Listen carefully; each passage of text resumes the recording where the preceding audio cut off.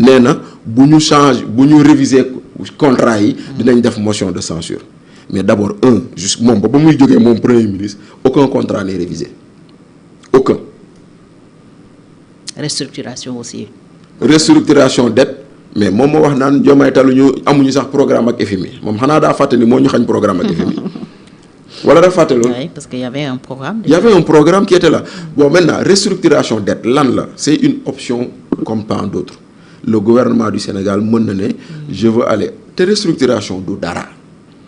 wax bu ñu réyal la te du dara xam nga lan mooy restructuration yaa am bor ca banque bi yaa daan fay nga dem ba ci biir nga am ay jafe-jafe fay nga ñëw toog ak sa banque nga ne ko waaw bor bi ma ngi la ko waroon fay si 7 at mais samay jafe-jafe tax na mënuma la ko fay si 7 at defal ma ko ci juróomi at banque bi tamit mu ne waaw dëgg la de yow de tàmmoon nga di fay mais boo demee ba am jafe-jafe mën nañ la ko nangul ñu waxtaan c'est simplement ça la restructuration mais waxtaan quoi waxtaan déggoo sauf que nag ça aussi il faut le dire si on rentre dans l'autoroute de la restructuration ki nga amaloon bor te mu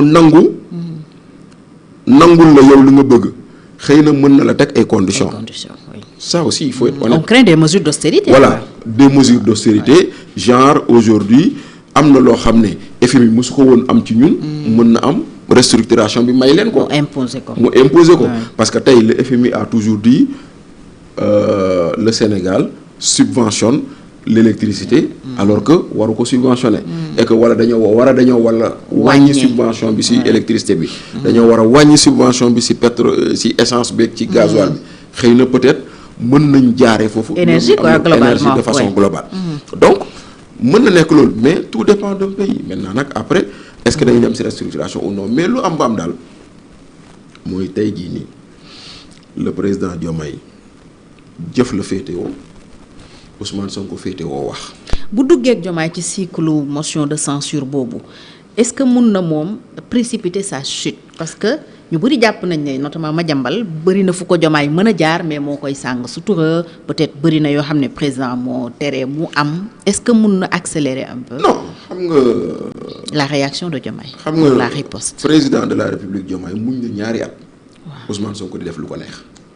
ok muñ na ñaari at ndaxte daaw ci waxtu wii boobu Ousmane Sonko toogee jàkkaarloog Sénégalais ne réew mi dafa ñàkk autorité. bis boobu noonu dañ ko waroon jëlee foofu.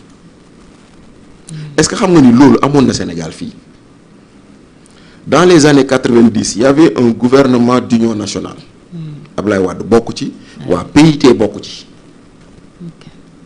yàlla na ko yàlla yërëm Amath Dansokho nekk ministre de l'habitat ak xawma lan de l'urbanisme et de l'habitat. président Abdou Diouf am fi feebar dem di feeju France ñu toog période boo xam ne jàpp na peut-être weer ou peut-être ñaari weer. y avait pas de conseil des ministres y avait Amath Dansokho mu ne réew mi amul autorité. Abdou Diouf ba mu ñibbisee premier décret bu mu jël mooy dàq Dansokho. genre kër gi amul kilifa. ba mu ko waxee Dansokho dañ ko dàq. ci saa si Abdou Diouf dafa ñibbisi rek dàq ko. donc c'est pour dire que loolu ba mu waxee loolu noonu la waroon demee mais Diomaye muñ na. gis nga en disant que xëy na dafa juum parce que xam na ni ku mën a xaabaabal la xam na ni koo xam ne il parle des fois sans réfléchir mu ne donc garaawul xaaral naa calmer mais nga gis ni calmer boobu noonu moom gisewu ko noonu dafa xëy na dafa jàpp ni Diomaye daf ko ragal. muy xëy di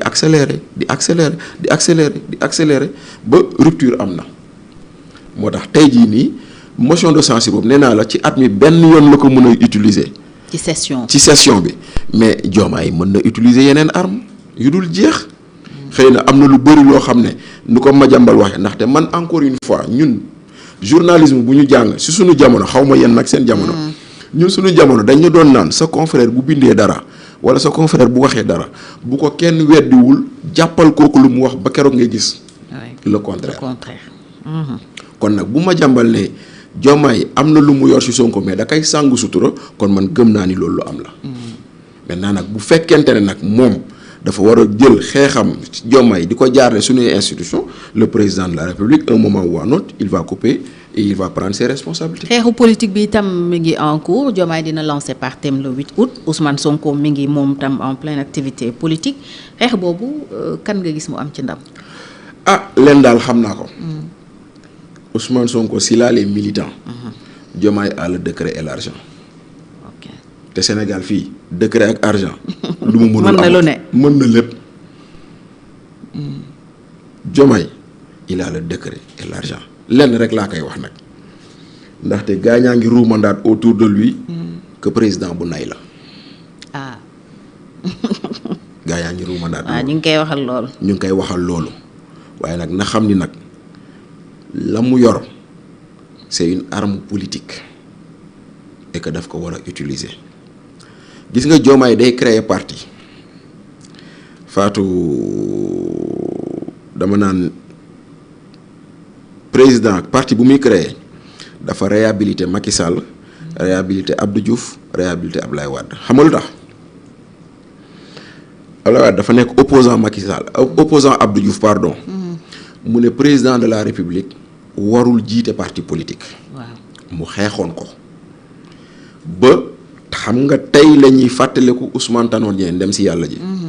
ba mu génneeg àdduna léegi juróom-ñaari at la xaw ma ak yoonan moo indi woon congrès parti socialiste 1996 ñu jël Abdou Diouf def ko président parti. jël Ousmane Tanor Dieng def ko premier secrétaire oui. Ablaye Wade ñëw ba jot ci nguur gi di indi constitution il se rend compte que ndekete moom la mu doon xeex erreur la mu jël bàyyi ci constitution bi ni président mën na jiite parti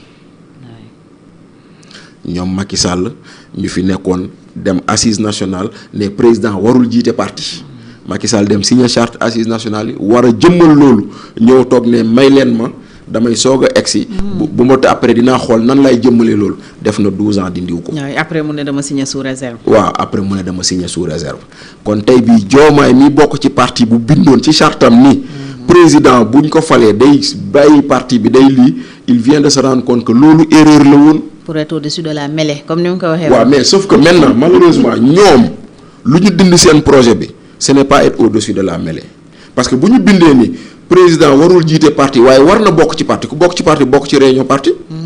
kon c'est pas être au-dessus de la mêlée. la ñu bind c'est contradictoire avec lu ñu bëgg def. mais damal ne tey jii président Diomaye na tudd ASC na tudd mbootaay na tudd daayira na tudd mouvement na tudd parti na tudd coalition na tudd méga parti na tudd méga coalition un président de la République a besoin d'un appareil politique. Il vient de s'en rendre compte. Il vient de se rendre compte qu'il a besoin d'un appareil politique. Et d'autant plus que aujourd'hui Diomaye est dépouillé de l'appareil politique qu'il avait. Parce que tey ñii demoon élection législative yéen combien de fois durant cette période-là ngeen invité nit ku bokk Pastef ku ne dañuy bëgg majorité pour Diomaye am lu mu gouverner. waaw léegi ña ko doon wax ñoo ne Diomaye moo leen trahir wala ñoom ñoo trahir Diomaye ñoom ñi dem ci askan wi ne leen da ngeen naa fal président boobu pour mu liggéey il faut ñu jox ko majorité yéen ñu jox leen majorité boobu tourné wor président ñu ne léegi président amul droit uti beneen majorité. ay sa renvoie la balle ku nekk naan kii ma war. waaw mais déedéet parlons simplement rek à partir de là président yéen a ko fal yéen a dem dagan baatu askan wi pour jox ko majorité.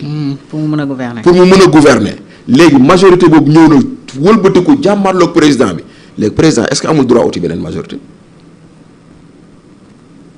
moo tax ma ne la tey jii nii Diomaye vient de se rendre compte qu'un président de la République a besoin d'une majorité.